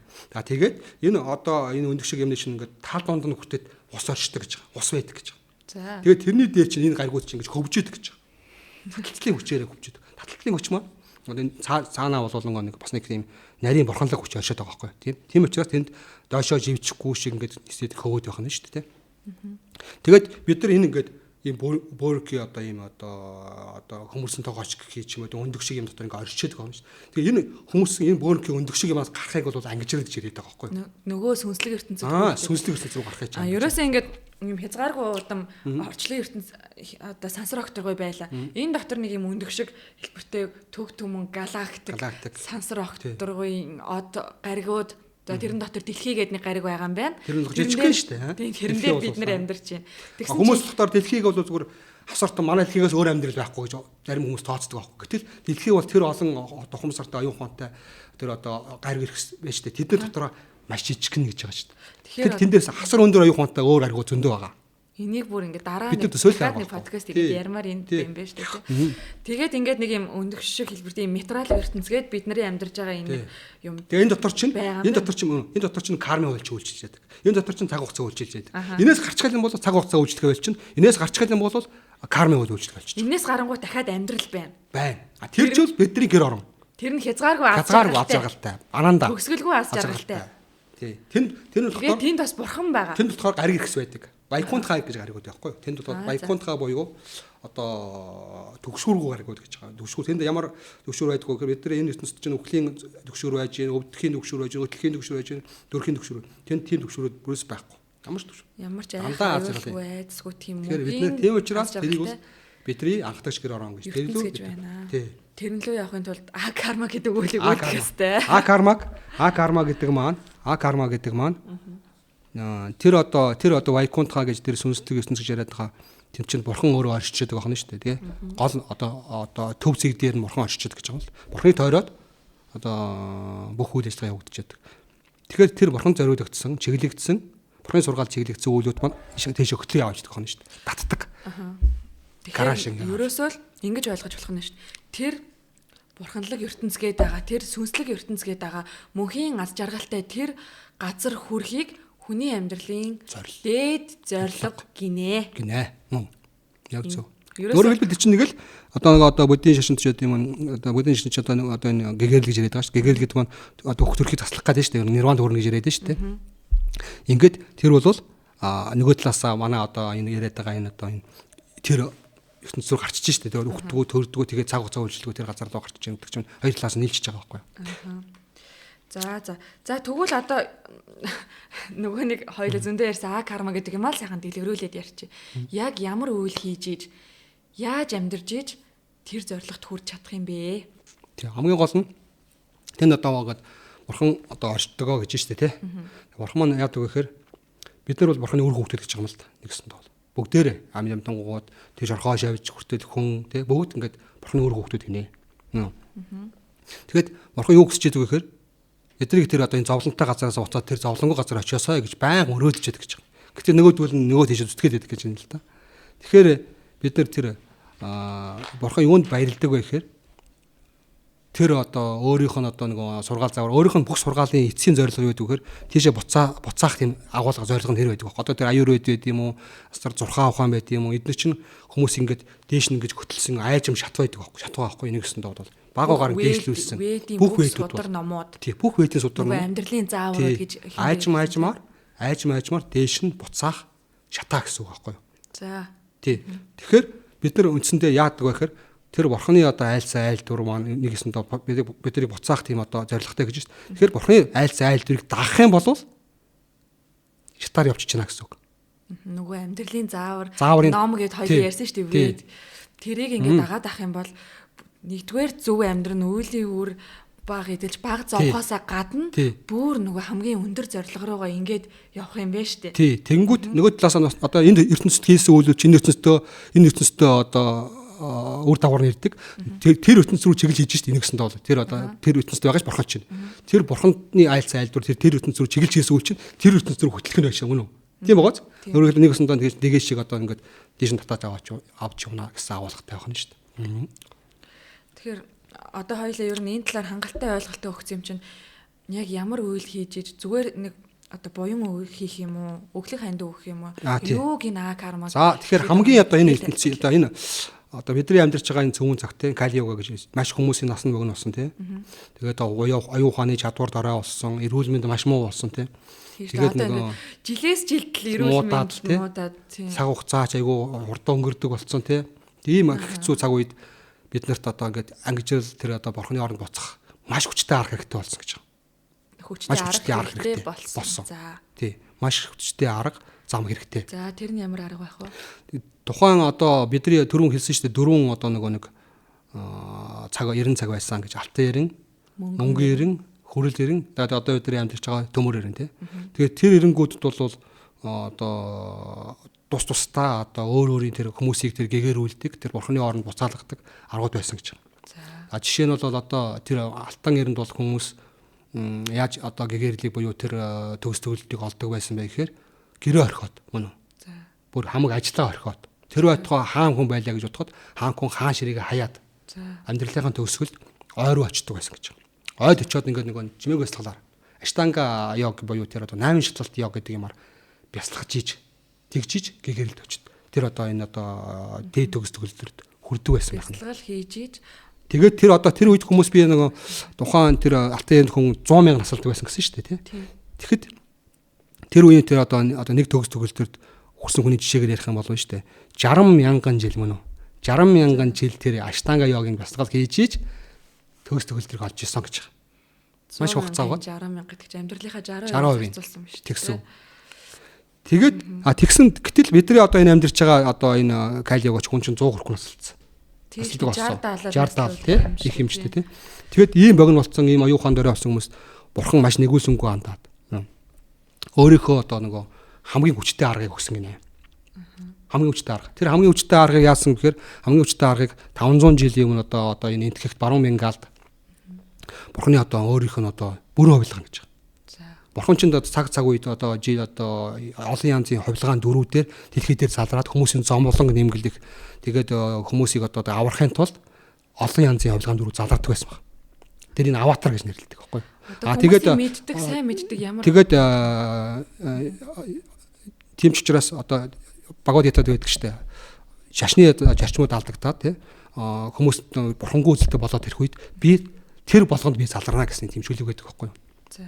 Тэгэхээр бурхан тэгэхээр олон янзын ертөнцид ирдэг юм биш. Маш одоо олон удаа ирж ирсэн. Тэрний хүмүүсийн хамгийн сайн дод мэддэг жишээ бол одоо бурхан боддоо. Энэ бол бурханы нэг хувилгаан Шакти авиш аватар гэж. Шакти гэдэг нь бурханаас одоо тусгай илч одоо эрчим томилгоо авсан хувилгаан. Есүс Христ бас мөн. Есүс Христ бол бурханы одоо төлөөлөгч. Яг бол аватар нь биш гэж. Төлөөлөгч. Элчин.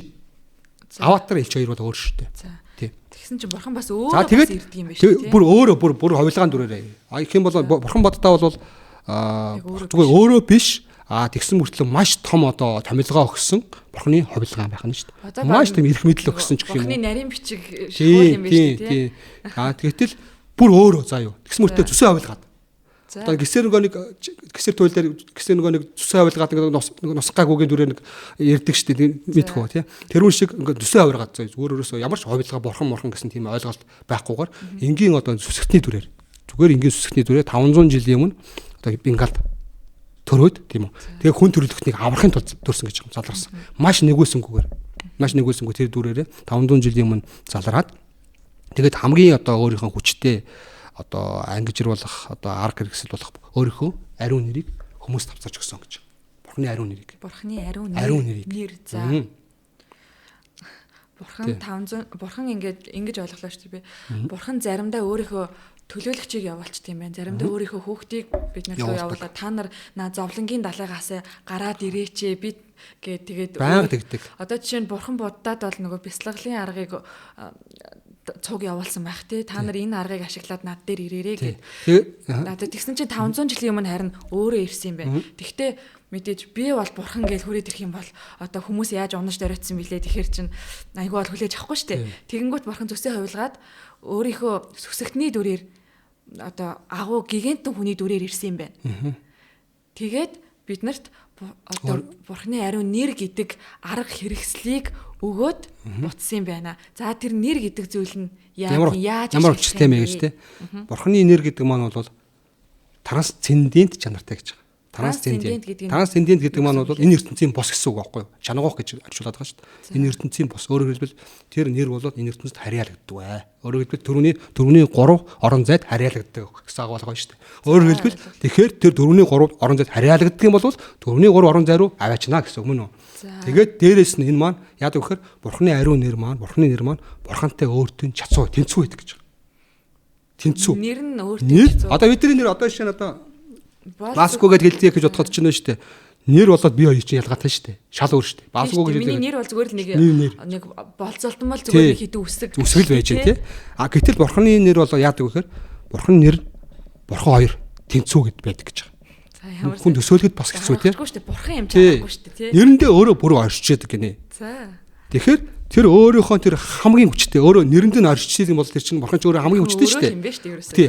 Өөрөө орчиж гэсэн үг шүү дээ тий. Тэгэхээр тийм хүчтэй одоо бурхан өөрөө хүчтэй юм чинь тэр нэрэндээ өөрөө орчиж тийм бол тэр хамгийн хүчтэй болж таарч байгаа байхгүй юу? Тэр хамгийн хүчтэй юм а хүмүүст биелгэлсэн байна. Тэрийг ингээд хүмүүс ингээд тогтмол ингээд уншаад, дуулаад, бясалгаад байх юм бол тэр нөгөө а карма хийж байна. А карма буюу тэр үр дагавар үл дагуулах үйлийг хамгийн дээд байдлаар хийж байна гэсэн. Тэнгүүт бид тэр бурхны оронд буцах өө таалга нээдэлтэй болж шат тавигдчих. Тэр левт рүү орж тэгээд бурхны оронд буцах боломж тавигдчих байна гэсэн. Тэр нь ямар нэр байд юм бол та? Тэр бурхны ариун нэр нь одоо ерөөсөө маш хялбархан. Ерөөсөө 16хан одоо бурхны нэрээс тогтсон үг байгаа. Ерөөсөө 16хан хүн чийзэгт маш хялбар. За тэр нь болохоор бурхан одоо Кришнагийн бурхны дээд бодгол Кришна бурхны одоо болоод Рама бурхны одоо нэрүүдээс тогтсон 16 үг байгаа. За тэр нэрүүд маань ямар яах вэ гэхээр одоо хэлье. Хари Кришна, Кришна, Кришна, Хари, Хари Рама, Рама, Хари.